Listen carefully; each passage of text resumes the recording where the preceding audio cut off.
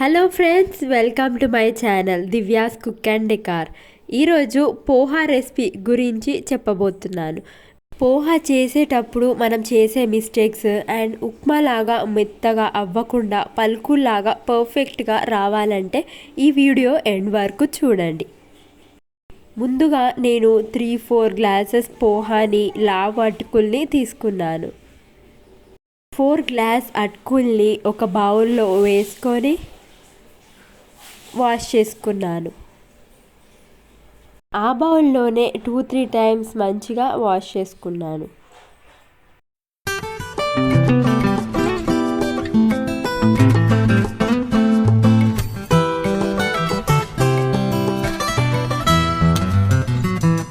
అలా వాష్ చేసుకున్నాక ఆ వాటర్ని మొత్తం వడబోసి పెద్ద సైజ్ జల్లెడలో వేసుకున్నాను.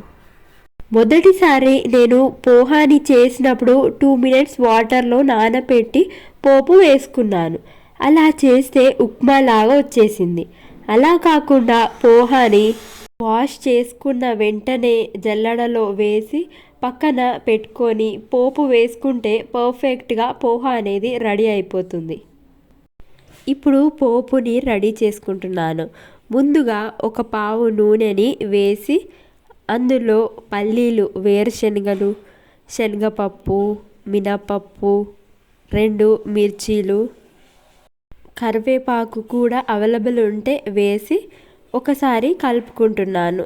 అందులోనే చిన్న సైజ్ ఆనియన్, ఉల్లిగడ్డ వేసి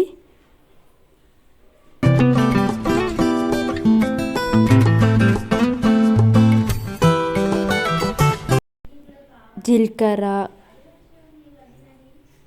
ఆవాలు, ఎండుమిర్చి కూడా 2 అలా వేసి పసుపు కొద్దిగా, ఉప్పు కూడా తగినంత వేసి అందులోనే పక్కన పెట్టుకున్న పోహాని వేసుకొని అంతా మిక్స్ అయ్యేలా కలుపుకున్నాను.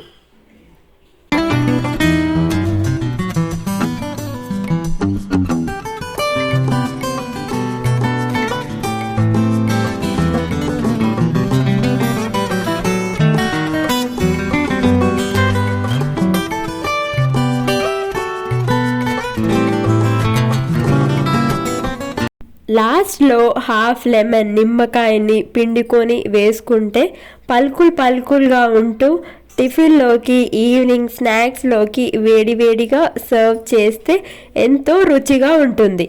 So thank you for watching this video.